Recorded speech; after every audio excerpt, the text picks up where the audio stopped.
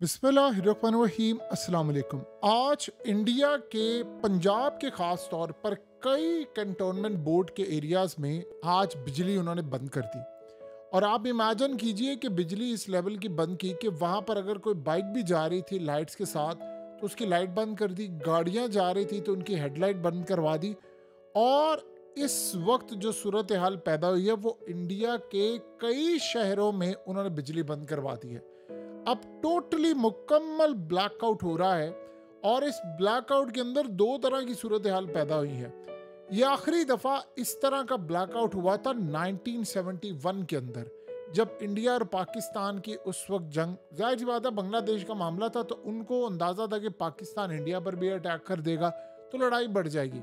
उसके बाद सूरत हाल तो डिफरेंट होगी, लेकिन एग्जैक्टली आज वही सूरत हाल, यानी जो लाइट बंद करने वाली, ब्लैकआउट करने वाली है वही। उस वक्त इतनी ज़्यादा बिजली का रुझान भी नहीं था बहुत सारे इलाकों में, लेकिन एक बड़ा ब्लैकआउट उस वक्त भी तस्वुर किया जाता था।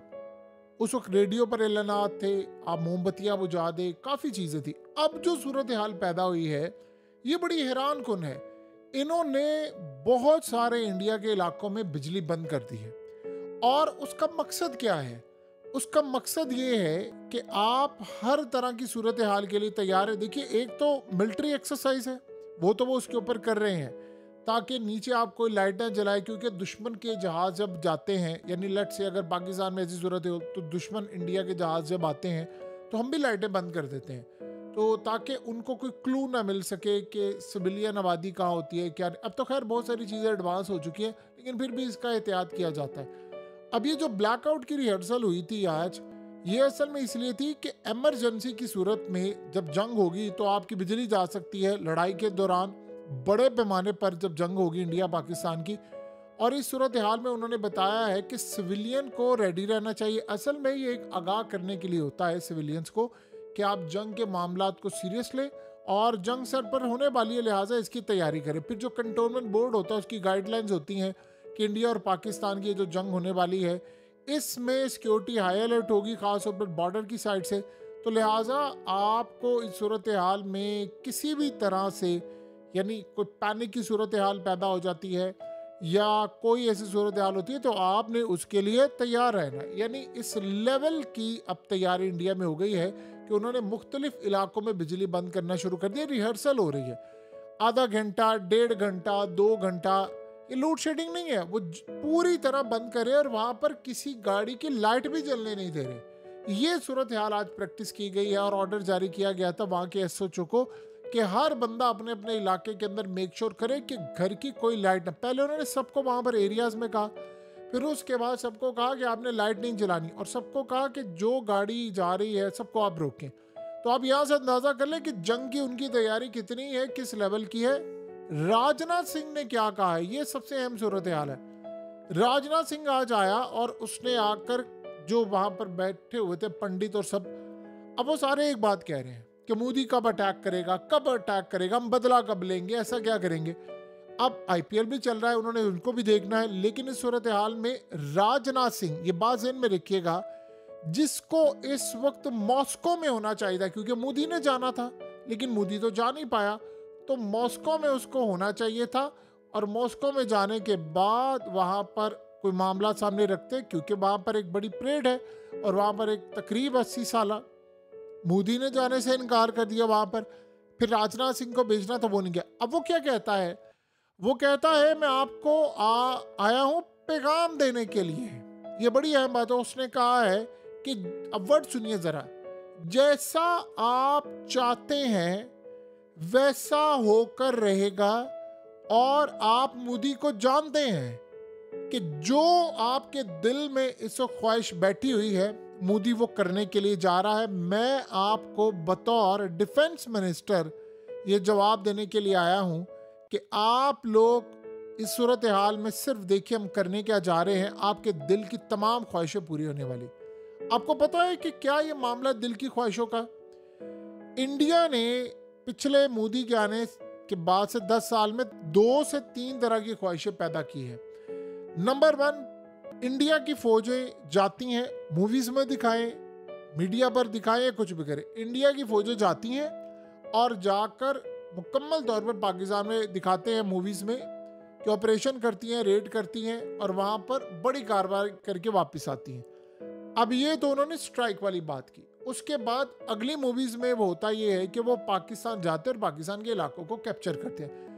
इन्होंने जब से पहलगाम हमला हुआ पूरे मीडिया पर एक कैंपेन बना दी कि इस दफ़ा हमें हमला नहीं करना, फौजें वहीं पर रहेंगी, इलाके हम इनसे छीन लेंगे और पाकिस्तान का हिस्सा तोड़कर भारत में शामिल करेंगे। अब हुआ क्या है कि इंडिया में रिसेंटली सर्वे हुआ, 75% लोग कहते हैं कि हमें पाकिस्तान का हिस्सा तोड़कर कश्मीर, गिलगित बल्तिस्तान शामिल करना है। अब आप इमेजिन कर ले ज़रा, वो जो दिल की बात इसने की है, जो आप चाहते हैं आपके दिल में वही होगा। यानी हम वहाँ पर अटैक भी करेंगे, हम वहाँ पर उतरेंगे भी, हम उनके इलाके भी लेंगे। और अब वो क्या कह रहे हैं कि आपको वादा करके दिखाया था ना पूरा 1971 में, आपको कारगिल करके दिखाया था, आपको ये भी करके दिखाया था, आपको बालाकोट स्ट्राइक, वो अलग बात है कि उसके कभी सबूत ही नहीं है बालाकोट स्ट्राइक के, लिहाजा सूरत हाल में वो कह रहे थे हम ये काम करने के लिए जा रहे हैं। देखिए पाकिस्तान के सफ़ीरों ने, चाहे वो रशिया में हो कहीं भी हो, उन सब ने मीडिया पर आकर ये बात कहना शुरू कर दी, भाई हम अटैक करेंगे इंडिया पर, हमारे पास न्यूक्लियर ताकत है। इंडिया ने जो अटैक करना है वो सबसे खतरनाक है। और यहाँ से आप अंदाज़ा करें कि राजनाथ सिंह ने मॉस्को जाना तर्क कर दिया है। यहाँ पर आकर उसने अपनी कौम को बात की है कि ये काम होने जा रहा है, आप बेफिक्र हैं, हम बहुत बड़ा हमला करने वाले हैं और इतना बड़ा हमला करने वाले कि आप उसका तसव्वुर भी नहीं कर पाएंगे कि कितने बड़े पैमाने पर हम ये तबाही करने के लिए जा रहे हैं। सो लिहाजा इस वक्त जो सूरत हाल पैदा हो रही है, मोदी ने देखिए दिन दहाड़े जो एयर चीफ से मुलाकातें हो रही हैं, जो नेवल चीफ से हो रही है, बड़ी मीटिंग्स हो रही है, उन मीटिंग्स तमाम चीज़ों में वो फाइनलाइज कर रहे हैं। वो असल में इस वक्त देख रहे हैं कि रिएक्शन क्या होगा। चाइना आपको पता है कि ऑलरेडी अपनी फौजें लेकर आ चुका हुआ है बॉर्डर के ऊपर, उनकी फौजें मिलिट्री एक्सरसाइज कर रही हैं।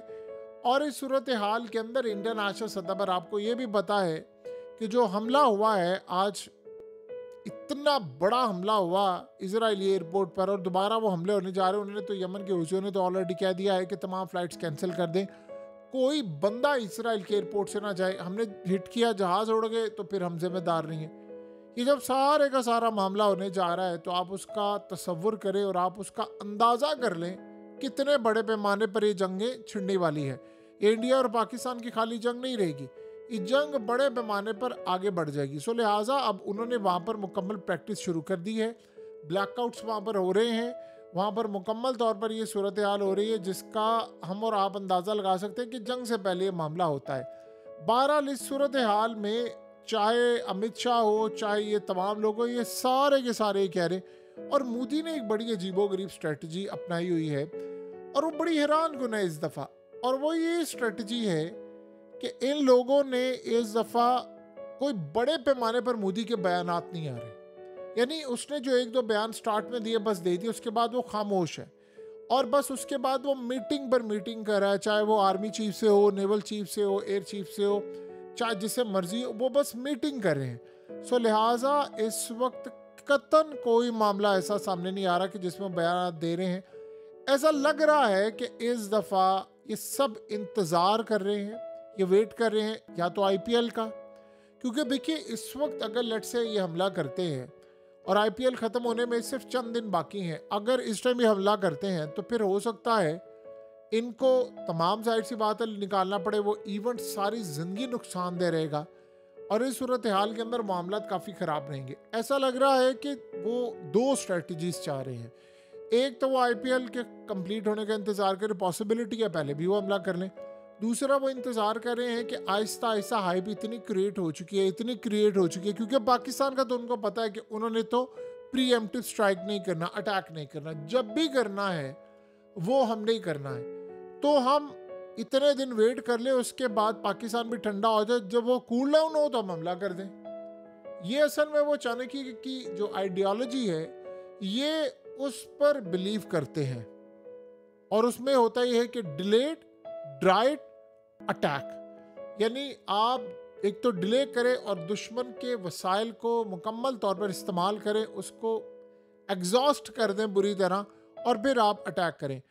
आप ये सोचें कि अगर पाकिस्तान बार बार ये बात कह रहा है, मुख्तलिफ ममालिक के सफ़ीरों को बात ये कह रहा है, तो इसका मतलब क्रेडिबल एविडेंस है। और एविडेंस खाली पाकिस्तान की तरफ से नहीं है। देखिए, चाइना ने पाकिस्तान को आगाह ऑलरेडी कर दिया कि हमला होने जा रहा है।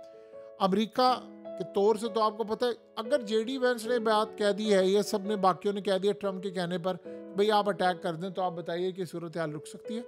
तो ये सारे का सारा जो मामला है वो अटैक की तरफ जा रहा है। ये अटैक नहीं रुकना, ना इन्होंने रोकना है। ये इतनी बड़ी तैयारी 1971 के बाद पहली दफ़ा हो रही है, तो आप यहाँ से अंदाज़ा लगा सकते हैं कि कितने बड़े पैमाने पर अटैक इस वक्त प्लान हो चुका है।